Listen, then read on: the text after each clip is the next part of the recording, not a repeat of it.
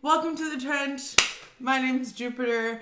I'll be your host, I guess. I don't know. It feels weird to call myself a host. But I guess, that's what I am. This is our first weekly discussion. So, my goal for this is to have these weekly discussions be a little bit of a longer duration and a little bit more structured than the shorts that we're trying to put out on Mondays and the lifestyle posts that will eventually be rolling out. I'm not an expert on any of this shit at all. This channel, this group is supposed to be a place where not only are you going to be learning some information from me, I'll be learning from y'all. We're learning together. It's going to be a running discussion. This whole channel, consider it a running discussion. The Trench is a channel for lifestyle posts, discussions, all the stuff I just said before, mostly with a lot of social commentary with a Marxist, Leninist, communist viewpoint. I'm gonna keep talking through while I'm torching and stuff because we're gonna be talking about monopolies is the main topic essentially. Specifically when it comes to Amazon though, we all know Amazon. Some of you love them, some of you don't, some of you have mixed feelings. At the end of the day, we're all kind of being forced to use this service. So we're going to talk about how it got to be the e-commerce giant that it is today and, how it's controlling our lives, how Jeff Bezos got his start, because I found that that's not something that people really discuss too often. He doesn't really have a cult of personality around him the same way other billionaires like Elon Musk, also my carpet cap has titties, like Elon Musk and even Bill Gates and these other millionaires and billionaires. Chances are you're probably gonna get a package with a smiley face on it this week. I definitely did.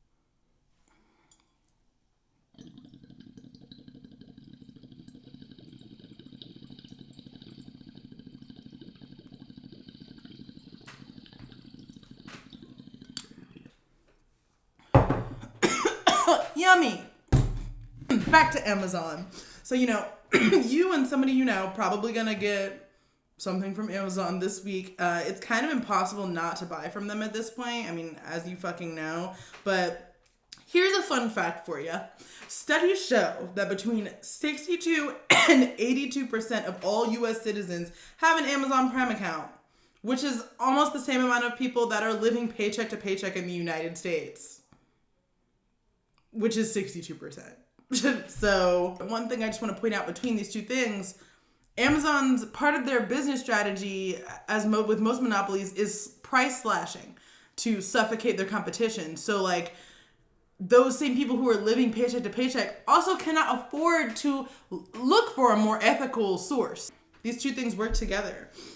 So even if you don't have an Amazon Prime account, even if you're one of the good ones that's no, I'm not fucking with Amazon Prime, I'm not buying from Amazon, period, that's awesome. But you still more than likely use some of their subsidiaries like Twitch, the Ring cameras that you see everywhere. I like to call Ring cameras a sign of gentrification because I've never seen a gentrifying house that doesn't have a Ring camera on it. They own that and they can sell that data to local law enforcement. So do with that information what you will. They also own Zappos, so that's the people that make shoes. They own Whole Foods, as you probably know. That was a huge merger. There's 40 other different subsidiaries that they have. So it's getting to the point where Amazon is kind of everything, and we should be framed. We'll be discussing the origins of Amazon itself, but also Jeff Bezos' background and taking a harder look at his winning business strategy because, he is winning the game of capitalism currently. So let's talk about Bezos, the man himself. He was born on January 12th, 1964 in Albuquerque, New Mexico to his teen mom. So this is a highly publicized fact, that teen mom tidbit. The first thing when you fucking Google him, the first two things are his dad was an immigrant and his mom was a teen mom when he had him. Both of these facts lack a lot of fucking context. So when you Google, and please do this, when you Google, was Bezos born into a rich family? It says he was born working class, which is hilarious, given the facts that I will present to you formally. And some of you watching this video, I know you might be entering this video thinking like, no, Jeff Bezos like pulled himself up by his bootstraps. Like he didn't have anything. Like, and I'm here to debunk that. It's a very harmful myth. Because now everybody thinks they can be a billionaire, and I'm telling you, you can't. Straight up. So, he's been a kind of like hands-on type of kid, like wants to mess with stuff type of kid, see how stuff works. He's turned his parents' garage into a lab for electrical contraptions. So he was probably like a robotics type kid. You know the type. He founded the Dream Institute when he was 18 with his little girlfriend at the time. After the last summer he worked at a McDonald's and hated it. I mean, same. It was an educational camp for 4th to 6th graders that charged $600 per entry to keep it, like, this is, including inflation, this is like over $1,000 when this is happening, because this is happening in like the 80s. So, like, translated, that's a lot of fucking money. So clearly, you know, he's only trying to let the rich kids get in, but he got 6 signups. Homeboys knows how to run a business, essentially. He's a Princeton grad, from majoring in physics to majoring in comp sci, which is an interesting change. It seems like he wanted to go more from the meta to the more hands-on, I guess. Graduated with the degree in comp sci and electrical engineering. And then right after that, he went on to work on Wall Street. He worked for 3 different companies. I don't really think y'all give a shit about their names. But the interesting thing about one of them, and that's the last one that he worked at, was D.E. Shaw and Company. This was another one of those finance firms that's just like, you know, throwing rich people's money around, like, you know, like nothing important, but they also created computer programs and mathematical models that would exploit anomalies in the market to make them more money. So, you know, this is another thing like that Bezos is learning. The point that I'm trying to get at is basically, you know, my research has indicated that this man is like born and bred to be a capitalist, and you'll see that more throughout this episode. So he quit D.E. and Shaw to start Amazon, moved to Seattle. He met his wife, Mackenzie, at D.E. and Shaw as well. Funny thing. So I was watching this interview at this summit that he was at. You know how rich people do, for in Germany. And he said that his wife also went to Princeton, and she had Toni Morrison as a professor. And Jeff Bezos swears on two occasions that Toni Morrison said that Mackenzie Bezos, his wife, was her best and most awesomest student. Like, those weren't the exact words, but just like all these high praises. And I'm just like, not to like shit on your wife. It's just like, I don't think that happened. Like, I just have a really good feeling that didn't fucking happen. He already had the idea in place when he moved to Seattle that he wanted to create something on the internet, for sure, because the internet, e-commerce is the fucking future. He's already seeing it. And he knows how expansive this can grow into. Quit D.E. and Shaw to move to Seattle to start Amazon. He started Amazon as Amazon Books, as a lot of us know. Funnily enough, Amazon now has a bookstore, and it just, like a brick and mortar bookstore, and it just kind of feels like a joke. Like, it just feels like a troll on everyone that, like, I don't know. It just feels like a troll on everyone. He envisioned a retailer that sold everything. And, you know, it's happening. So he started with books, because in the early 90s, when you wanted to find a book, you were already looking online. So we're past the days of, like, going to the library and, like, flipping through a stack of cards that the librarian gives you. We're just Googling it. Bezos' goal has always been to take advantage of a new platform. And, you know, this is probably something that, you know, he learned from his grandfather, that he learned from working at D.E. and Shaw and on Wall Street in general. So taking advantage of a new platform and new tools to change shopping itself. Long before he launched the company, he had dreams of making Amazon broader than books and music. So his first real banging season of sales was the 1999 Christmas season. I'm a numerology bitch. 999 is a number of gifts. So, or 9 is a number of gifts, and then 999 is like gifts, because, you know, it's just amplified. So the Christmas season of 1999 is when Jeff Bezos really moved into gift sales and got really aggressive about it. He started offering Amazon.com customer goods from other retailers. So that's when he first opened up the idea of like, oh, I, Jupiter, could today go and sell this vase on Amazon. And you know, Amazon would obviously get a cut, but you know, it's still me selling my vase. You can have an entire store on Amazon, and a lot of Amazon's products currently come from third-party retailers. So that was when they first started that. They were initially projected to have 190 million pure revenue, for that fourth quarter holiday period, but they had a $250 million, $250 million. And also at this time, Cosmo pointed this out to me and it was a good point. He was supposedly already worth like $9 billion. I don't have the source for that. I have to ask Cosmo, so don't quote me on that one. But I do want to mention that the sources for all of this, there is a master source doc that we have shared on our Instagram. It's in our bio. So if you're ever like, bitch, what the fuck? You can you can literally always check me. Like, please do. It's just a funny quote. So what consumerism really is at its worst is getting people to buy things that don't actually improve their lives. That's just what consumerism is, but like, okay. The one thing that offends me the most is when I walk by a bank and see ads trying to convince people to take out second mortgages on their home so they can go on vacation. That's approaching evil. So he said that in 1999, which is just really funny. But, you know, now he would never fucking say that. Let's talk about his family, Jeff Bezos' family. Let's start with this father, this immigrant that people love to note when they're talking about Jeff Bezos' start, Miguel Mike Bezos. So, first of all, this guy's a white Cuban. If you know, you know. But I'm going to go into detail anyway. So, bourgeois scum, basically, is 9 times out of 10 what that means. Especially when you meet a white Cuban in America.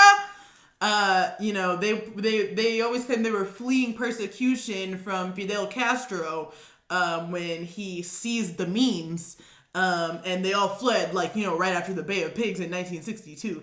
But they're not fleeing persecution. They just, like, Fidel was like, no, fuck your Batista's fucking puppet government. You're not going to own everything anymore. We're fucking socializing the means.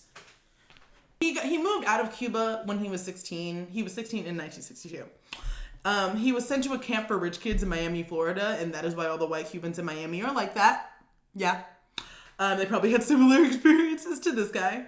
He has a fund at the National Museum of American History. His little blurb that he has in it about his bio about himself is anti-communist as fuck. It's amazing. And then he has a really big fund for early learning research, which I just think is really interesting because it's just like, there's a lot of research on that. So I just don't really get like why they're still funding that, but it's fine. That's like purely my opinion. If you think otherwise, like, let me know and like tell me why, because like I feel like, yeah, everybody knows babies' brains are sponges. Your brain is a sponge until you're like 25. Like, I can't wait for that prefrontal cortex to be nice and baked. I want to have another episode on going into like the Cuban Revolution and Fidel Castro and who he was, and Batista, and I want to do a whole episode on U.S. puppet governments because I like know about it, but not nearly enough as I should. And there's more puppet governments currently than you think, and in history than you think. The United States is everywhere. Like, it's really scary, honestly. And we're gonna get into it, I promise. So, his mother is Jacqueline Marie Guise. That's her maiden name. I guess her last name is Bezos now, but she's a trust fund baby, and we will get into her conniving ass father in just a moment. But yeah, she has a conniving ass father, and we're gonna get into that right now. Jeff Bezos' other grandfather, is Lawrence Preston Guise, went by Preston, Jeff Bezos' namesake. He was born April 23rd, 1915 in Laredo, Texas, and at 25, he worked for the Department of Ag. So, homeboy's like working for the government early as fuck, so that's something to look at. So, here's a fun fact. Jeff Bezos is a bastard. But really. So Jeff Bezos' real dad's name, his real dad is not Mike Bezos.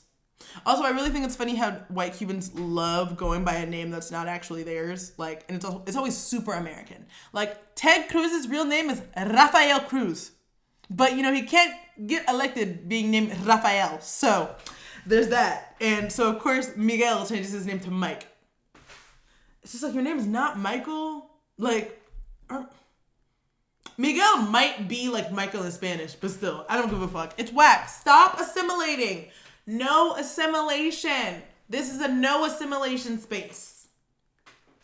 Never. But so Jeff's birth dad, his name is Ted Jorgensen. He was a circus performer. He was a top unicyclist in Albuquerque. He opened a bike shop in Glendale, Arizona, and called it the Roadrunner Bicycle Shop. He didn't know of Jeff's existence until 2012. And let's just look it up. How much was Jeff Bezos worth in 2012? Well, he added $7 billion to his already high as fuck net worth in 2012. So, there's that. But he didn't know he was Jeff's dad until 2012. And then he died in 2015. And he had a super cute obituary where everybody was like, yeah, Ted was super nice and knew a lot about bikes. So that's cute. But I just want to like think of the future. Think of the way things could have been, or at least how Jeff Bezos could have turned out if he was raised by Ted Jorgensen and not fucking Mike Bezos and Preston Guys.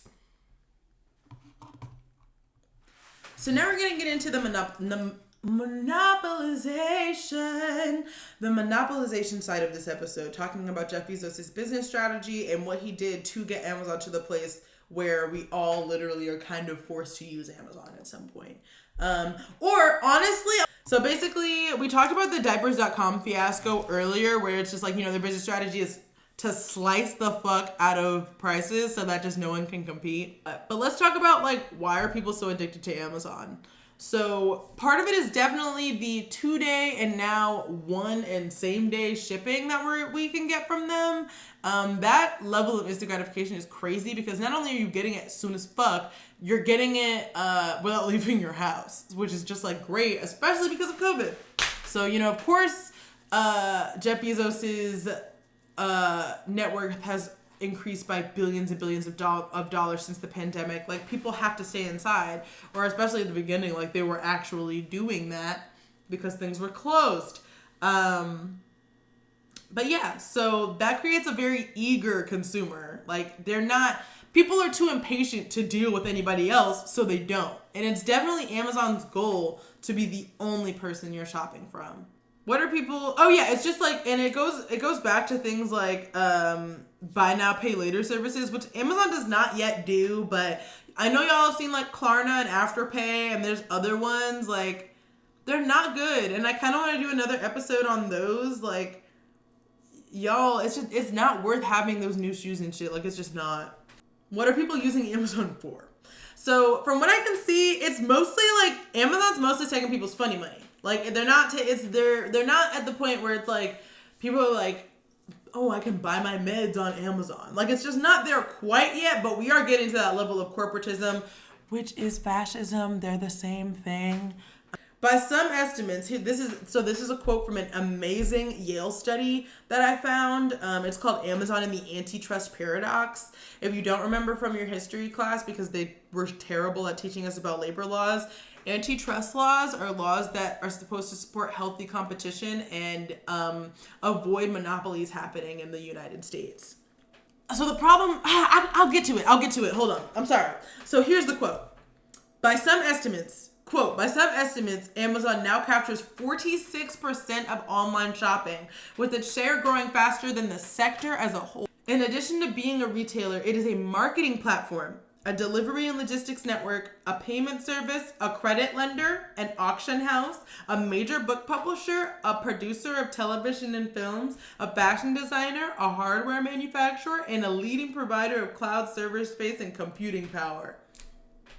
10 big ass things. It's not just a retailer. It's not just the Best Buy anymore. Amazon is like a scarily large operation. Like, I need y'all to sit. Like, I know I first was afraid of Amazon when I saw that they had their own trucks. They have their own planes now. Prime Air is what it says on the side. And it's just like strange. So other corporations normally aim to monopolize their sector of the market. Like, you know, the Vanderbilts were like, railroads are me. You know, that's me. Even with the Waltons, let's get more modern. The Waltons were like, just retail is me. Like, our family is retail, pretty much. You can buy anything at a Walmart. Amazon said, no, we're going to be your everything. We're going to take all your fucking money. And it's just like, the level of exploitation is just crazy. The other thing is, like, they don't just make all their money being a big old retailer, right? They're also working with the feds. So Amazon does have a giant contract with the Pentagon from a few years ago. I think it's like 2015. No, actually, no. This is after Trump became president. So this is like 2017, 2018. The Pentagon made a $10 billion deal with Jeff Bezos, Amazon. You know, Amazon made a $10 billion deal with Amazon for Amazon Cloud Services. The deal is called the Joint Enterprise Defense Infrastructure Program. And it's basically just like, we want Amazon to help us make guns and shit. And it's just like, okay. The deal was also hardwired for Amazon. It was basically the requirements of the deal. Put simply, it was like a completely self-sufficient company, like that's just so broad, like just does everything. And like, who do we know that's like that? Amazon expands both horizontally and vertically. Like, economically, that's insane. So let's talk about Amazon Maritime real quick. That's their development of their own transportation services. And the planes, trains, boats, all that shit. So, you know, all this stuff about free market and choice, it's just bullshit, because we're getting to the point where there's literally one retailer. Where's the health in that economy? But even our antitrust laws that are supposed to protect us from corporations don't, because they're becoming the same thing. Antitrust law currently uses low prices alone as the symptom of healthy competition, which is just obviously bullshit, because that's how Amazon found its loopholes in the way to make its business model the way it did.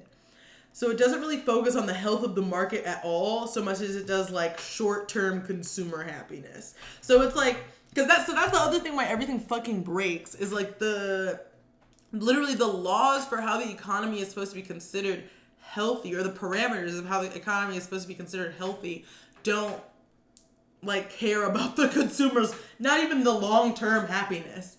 So his business model, like I just said, it just like he's very clever. He cleverly snakes around already loose antitrust laws just to make it as, you know, because capitalists are like, fuck regulation. So vertical integration and predatory pricing are made possible by modern antitrust laws by new legislations opting for price theory over economic structure. So presently, Bezos has made $50 billion since July 2019. Right before COVID hit, Bezos sold a large percent of his shares, which, like, yeah, most people love to do that. And of course, being locked up in the house, people have taken to online shopping more.